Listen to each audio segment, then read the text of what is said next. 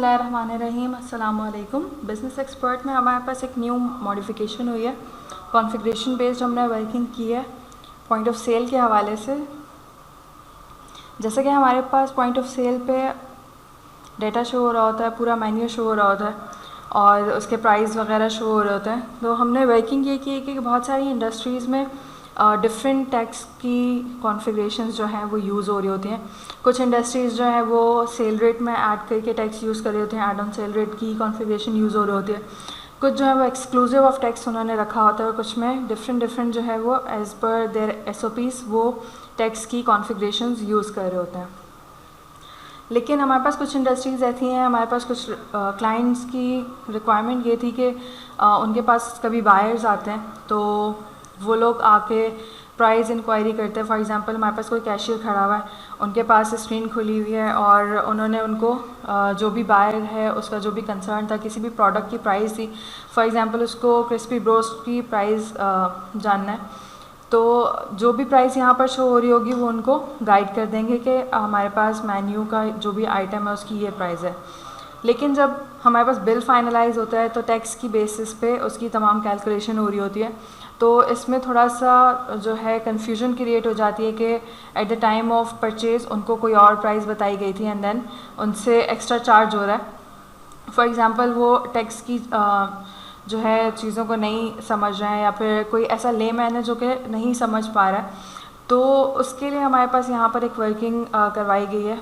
हमारे पास एक फॉर्म होता है कंपनी ब्रांच का जो कि सेटअप में मौजूद है। हमारे पास वहाँ पर टैक्स की कॉन्फ़िगरेशन सेट करने का ऑप्शन मौजूद होता है। फॉर एग्जांपल अभी हमारे पास यहाँ पर एडिटेबल ऑन टैक्स आइटम्स हुई हुई कॉन्फ़िगरेशन। इट मीन्स कि टैक्स जो है हमारे पास बाद में अप्लाई हो रहा होगा। जो भी प्राइस मेन्यू पे दिख रही है, हमारे पास जो पॉइंट ऑफ सेल की विंडो पे दिख रही है, वो प्राइस जो है उसमें टैक्स जो है वो ऐड होगा जब हम उसकी सेल बनाएंगे। तो हम अगर चाह रहे हैं कि हमारे पास वहाँ पर विंडो पे वो वैल्यू शो हो जाए जिसमें टैक्स भी इंक्लूड हो, तो हम ऐड ऑन सेल रेट की कॉन्फ़िगरेशन सेलेक्ट करके इसको सिंपली सेव करेंगे। सेव करने के बाद हम अपनी विंडो पे जाकर देखेंगे कि जो भी हमारा डिज़ायर्ड रिज़ल्ट था वो हमारे पास शो हो रहा है कि नहीं। हम पॉज टच स्क्रीन पे चले जाते हैं।